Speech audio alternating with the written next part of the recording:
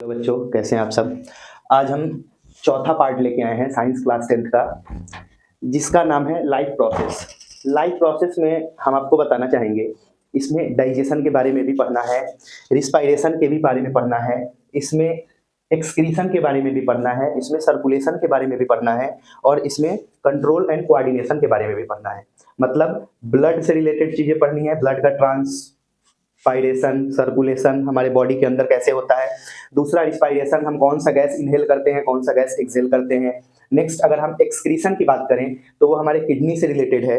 Excretion means हम अपने waste material को बॉडी से बाहर निकालने के प्रोसेस को एक्सक्रीशन कहते हैं। Removal of the waste material from the human body is called excretion. इसमें सबसे बड़ा रोल होता है किडनी का। और अगर हम कंट्रोल एंड कोऑर्डिनेशन की बात करें तो ये हमारे ब्रेन से रिलेटेड है। हम कौन से काम को करते हैं वो हमारा कोऑर्डिनेशन से चलता है। फॉर एग्जांपल, कोऑर्डिनेशन का मीनिंग क्या होता है? बॉडी के सारे ऑर्गन आपस में मिलजुल के काम करते हैं, तब हम किसी भी काम को अंजाम दे पाते हैं। फॉर एग्जांपल, अगर हमको किडनी खराब हो जाए तो इंसान मर जाएगा। क्यों? क्योंकि किसी एक पार्ट के मिसिंग होने से भी हमारी बॉडी का जो कोऑर्डिनेशन होता है वो बिगड़ जाता है। तो हमें सारे ऑर्गन आपस में कोऑर्डिनेट करके हमारे बॉडी को चलाते हैं। उसी का पहला पार्ट है डाइजेशन। हम डाइजेशन के बारे में देखेंगे। पहले तो हम ये देखेंगे कि न्यूट्रिशन क्या होता है। अगर हम न्यूट्रिशन की बात करें तो न्यूट्रिशन लाइफ प्रोसेस का मेन पार्ट है। Organism take food and utilization is known as nutrition. इसका मतलब ये हुआ, जो भी लिविंग ऑर्गेनिज्म फूड को इनटेक करता है और उसको यूटिलाइज करके, उसका यूटिलाइजेशन करके एनर्जी बनाता है, उसी को हम बोलते हैं न्यूट्रिशन, जो हमारे बॉडी के ग्रोथ एवं डेवलपमेंट के लिए बहुत ज्यादा जरूरी होता है। सेकंड, नीड क्या है? न्यूट्रिशन का नीड क्या है? अभी हमने बताया ग्रोथ एंड डेवलपमेंट। आज हम आपको पूरा चैप्टर याद करवा देंगे, बस हमारे साथ आप बने रहिए। ये बहुत ही आसान टॉपिक है, हमारे शरीर के बारे में है, हमारे बॉडी के फिजियोलॉजी से रिलेटेड है, इसीलिए हमको पढ़ने में मजा भी आएगा। सेकंड, अगर हम नीड की बात करें तो हम अगर खाना खाएंगे तभी तो हमारे बॉडी का ग्रोथ होगा एंड डेवलपमेंट होगा। ग्रोथ एंड डेवलपमेंट के लिए न्यूट्रिशन जरूरी होता है। ये हमको एनर्जी प्रोवाइड करता है। न्यूट्रिशन अभी हमने बताया एनर्जी प्रोवाइड करता है। और हमारे बॉडी में जितनी भी वेरियस एक्टिविटीज होती हैं, वेरियस एक्टिविटीज का मीनिंग क्या है? जैसे हमारे बॉडी में खाना पचता है, हमारे बॉडी में जो हम सांस लेते हैं ऑक्सीजन हमारे पूरे ब्लड में जाता है, ऑक्सीजन कार्बन डाइऑक्साइड में बदलता है और कार्बोहाइड्रेट ग्लूकोज में बदलता है, फिर जाके हमको एनर्जी मिलती है, एटीपी बनता है। उसको हम पढ़ेंगे आगे रिस्पायरेशन में। पहले हम यहाँ डाइजेशन की बात करते हैं। तो ये हमने देखा कि हमको न्यूट्रिशन की जरूरत क्यों है, क्योंकि growth and development of the body and perform various activities like respiration, digestion, excretion, circulation, ये सारे पार्ट को करने के लिए हमको न्यूट्रिशन की जरूरत है।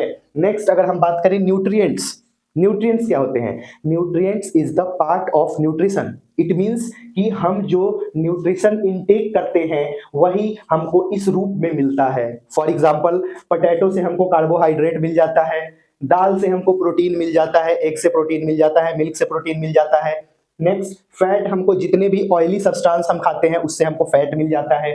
विटामिन्स, हम जो ग्रीन वेजिटेबल्स खाते हैं एंड फ्रूट्स खाते हैं उससे हमको विटामिन्स मिल जाता है। और हमको मिनरल्स की भी आवश्यकता होती है, मिनरल्स भी हमको पानी से मिल जाता है, मिनरल्स हमको वाटर के थ्रू मिल जाता है। अब इसमें हम एक चीज और बताना चाहेंगे, ये बहुत इंपॉर्टेंट है, आप याद रखिएगा। कार्बोहाइड्रेट, प्रोटीन एंड फैट, इसको बोलते हैं मैक्रोन्यूट्रिएंट। इसको बोलते हैं मैक्रोन्यूट्रिएंट। क्यों?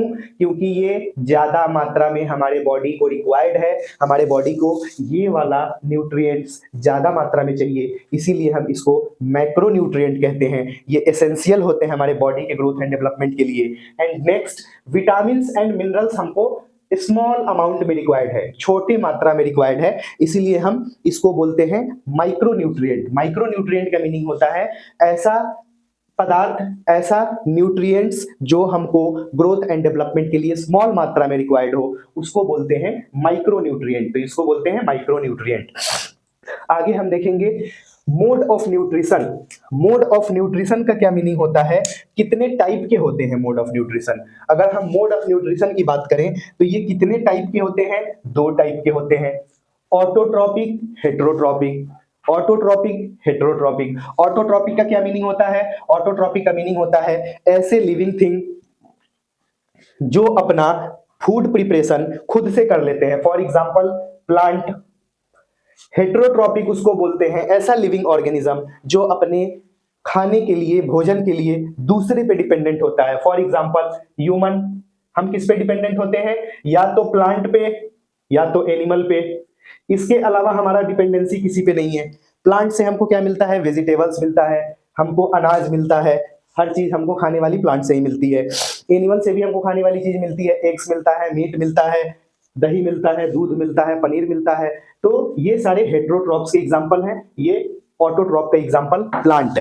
अगर हम ये बात करें कि न्यूट्रिशन इन प्लांट, इसको आप स्क्रीनशॉट लेके नोट कर लीजिएगा, बहुत ही इंपॉर्टेंट है। इसको एज अ शॉर्ट नोट आप बना के याद कर सकते हैं और ये बहुत ही इंपॉर्टेंट है।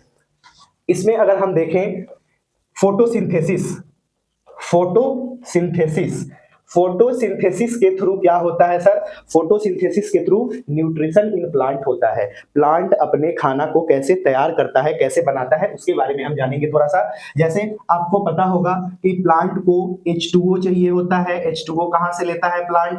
रूट के थ्रू लेता है, सॉइल से लेता है, ये तो आपको पता ही होगा। नेक्स्ट, इसको जरूरत होती है कार्बन डाइऑक्साइड की। कार्बन डाइऑक्साइड एटमॉस्फेयर से लेता है, लीफ के स्टोमेटा के थ्रू लेता है, लीफ के स्टोमेटा के थ्रू लेता है। क्या लेता है? कार्बन डाइऑक्साइड एटमॉस्फेयर से। इसका रिएक्शन होता है सनलाइट के प्रेजेंस में। ये जो त्रिभुज ट्रायंगल के जैसा बना हुआ है, इसका मीनिंग होता है हीट, हीट एनर्जी। तो हीट एनर्जी इसको कहां से मिलता है? सनलाइट से मिलता है। इसमें क्लोरोफिल प्रेजेंट होता है जिसकी वजह से सनलाइट को इजीली ट्रैप कर लेता है क्लोरोफिल। क्लोरोफिल की ये एक नेचर होता है, क्लोरोफिल का एक काम होता है सनलाइट को ट्रैप करना। नेक्स्ट अगर हम देखें तो बनता क्या है? बनता है ग्लूकोज। क्या बनता है? ग्लूकोज। और साथ में क्या बनता है? ऑक्सीजन। साथ में ऑक्सीजन बनता है। ऑक्सीजन एटमॉस्फेयर में चला जाता है और ग्लूकोज वो यूज करता है एज अ फूड। और ग्लूकोज को पहले वो कन्वर्ट करता है स्टार्च में, फिर वो यूज करता है, फिर हम जब ट्रांसपोर्ट पढ़ेंगे तो हम ट्रांसपोर्ट में आपको बताएंगे कि जो फूड बनाता है प्लांट, उस फूड को वो फ्लोएम के थ्रू रूट में भेज देता है लीफ से स्टोर करने के लिए। जैसे हम लोग अपना खाना स्टोर करते हैं, वैसे प्लांट भी अपना खाना स्टोर करता है आगे के लिए। अगर उसको सनलाइट नहीं मिला तो कहां से वो बनाएगा खाना?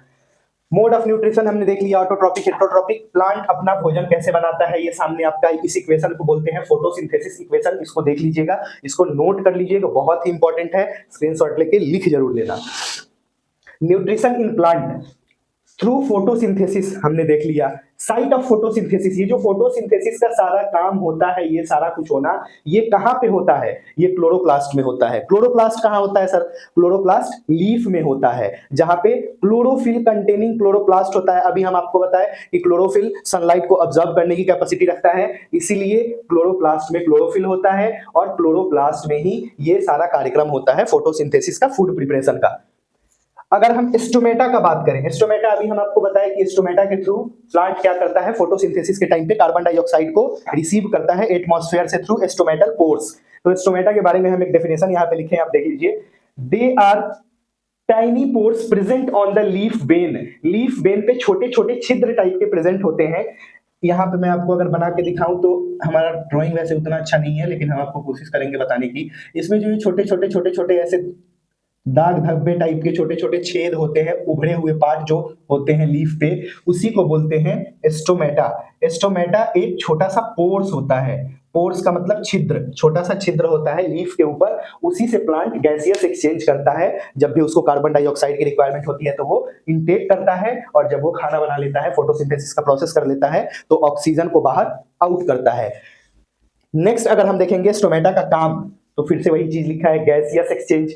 Gaseous exchange means carbon dioxide को बाहर से अंदर लेना, एटमॉस्फेयर से लीफ में रिसीव करना, और आफ्टर फोटोसिंथेसिस लीफ से, स्टोमेटा से ऑक्सीजन को बाहर निकालना। अगर हम अब बात करते हैं हम डाइजेशन की। ह्यूमन में डाइजेशन का प्रोसेस कैसे होता है? ये तो था न्यूट्रिशन इन प्लांट। अब न्यूट्रिशन इन एनिमल की हम बात करेंगे। तो अभी हमने आपको बताया कि न्यूट्रिशन में सबसे ज्यादा इंपॉर्टेंट न्यूट्रिएंट्स कौन कौन से होते हैं? Carbohydrate, fat, protein and vitamin and minerals small amount में रिक्वायर्ड होते हैं, बट उनकी भी जरूरत होती है हमारे ग्रोथ एंड डेवलपमेंट के लिए। तो structure of human digestive system की हम बात करेंगे। तो ये ह्यूमन डाइजेस्टिव सिस्टम का हम दो पार्ट में बात करते हैं कि कौन कौन सा पार्ट है जिसमें डाइजेशन होता है, और कौन कौन से ग्लैंड है जो डाइजेशन कराने में हेल्प करते हैं। कैसे हेल्प करते हैं? एंजाइम सिक्रीट करके। देखते हैं फिर। एलिमेंट्री कैनाल का फर्स्ट पार्ट होता है माउथ। माउथ को और हम क्या बोलते हैं? बक्कल कैविटी भी बोलते हैं। अगर नोट करना चाहें तो नोट कर लीजिएगा।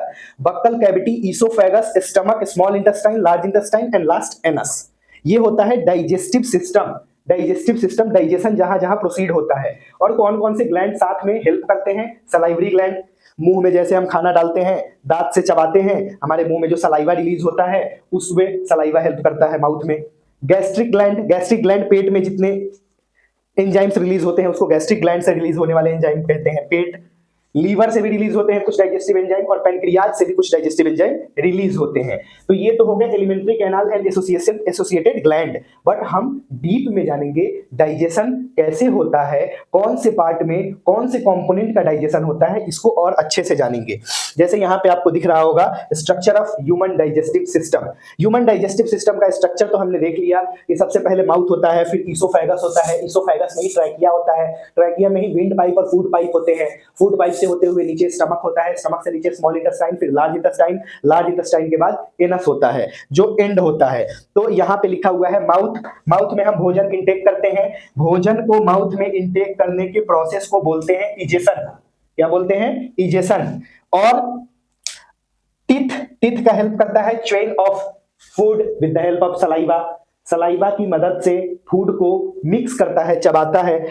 टंग का क्या काम होता है? टंग का काम होता है रोलिंग ऑफ फूड, फूड को रोल करता है और आगे की तरफ बढ़ाता है, फूड पाइप की तरफ धकेलता है ताकि फूड नीचे की तरफ चला जाए। और इस मूवमेंट को बोलते हैं, जिस मूवमेंट के थ्रू फूड पाइप से नीचे स्टमक में जाता है, इस मूवमेंट को बोलते हैं पेरिस्टालसिस मूवमेंट।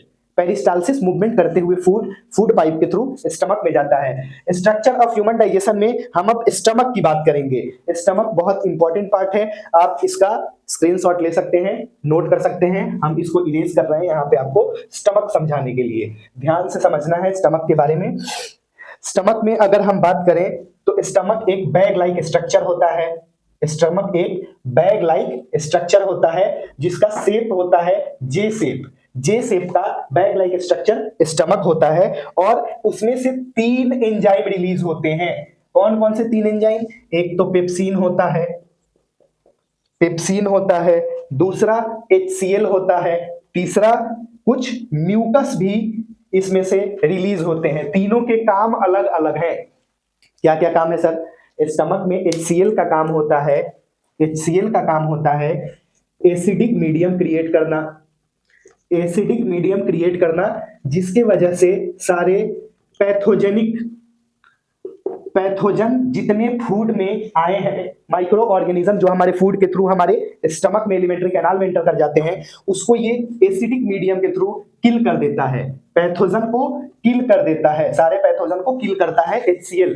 और HCl एक हाईली एसिड होता है तो वो भोजन को भी तोड़ता है छोटे छोटे टुकड़े में। और पेप्सिन एक एंजाइम होता है जो स्पेसिफिक रिलीज होता है मिल्क प्रोटीन को पचाने के लिए। इसी को अगर बचपना में कैसीन प्रोटीन बोलते हैं, जो माँ का दूध बच्चा पीता है वो यही बस एक रिलीज होता है बच्चे के पेट में और यहाँ से दूध का डाइजेशन होता है। वही पेप्सिन प्रोटीन का डाइजेशन करता है स्टमक में। पेप्सिन का काम होता है प्रोटीन डाइजेशन करना स्टमक में। एंड नेक्स्ट अगर हम म्यूकस की बात करें, म्यूकस का काम क्या होता है? म्यूकस प्रोटेक्ट करता है वॉल ऑफ स्टमक को, वॉल ऑफ स्टमक को प्रोटेक्ट करता है म्यूकस। हाँ जी, जैसे इतने सारे एसिड निकल रहे हैं तो हमारे पेट में जो वॉल होता है, स्टमक का वॉल होता है, उसकी भी तो सेफ्टी रिक्वायर्ड है, तो उसको प्रोटेक्ट करता है म्यूकस।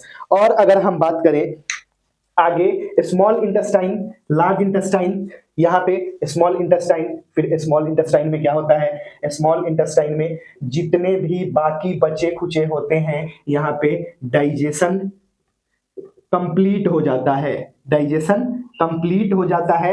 नेक्स्ट फर्दर इससे पहले लीवर में एंड पैनक्रियाज में, लीवर में एंड पैनक्रियाज में डाइजेशन टेक प्लेस होता है।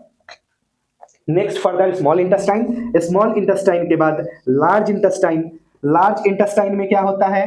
लार्ज इंटेस्टाइन में बस small amount of water, water का यहाँ पे थोड़ा सा अब्जॉर्प्शन होता है, वाटर अब्जॉर्ब होता है लार्ज इंटेस्टाइन से ह्यूमन बॉडी में, ह्यूमन ब्लड में। नेक्स्ट एनस, एनस क्या होता है, एनस से हो जाता है इंजेशन। इंजेशन का मतलब होता है कि फाइनल स्टूल आउट, मींस जिसको बोलते हैं एक्सक्रीशन। एक्सक्रीशन का मतलब ही होता है removal of waste product of the human body. Human body से वेस्ट प्रोडक्ट को रिमूव करना ही एक्सक्रीशन कहलाता है। तो अब हम नेक्स्ट टॉपिक पढ़ेंगे रिस्पायरेशन। रिस्पायरेशन के बाद फिर हम पढ़ेंगे एक्सक्रीशन। एक्सक्रीशन के बाद फिर हम पढ़ेंगे सर्कुलेशन। सर्कुलेशन के बाद फिर हम पढ़ेंगे कंट्रोल एंड कोऑर्डिनेशन।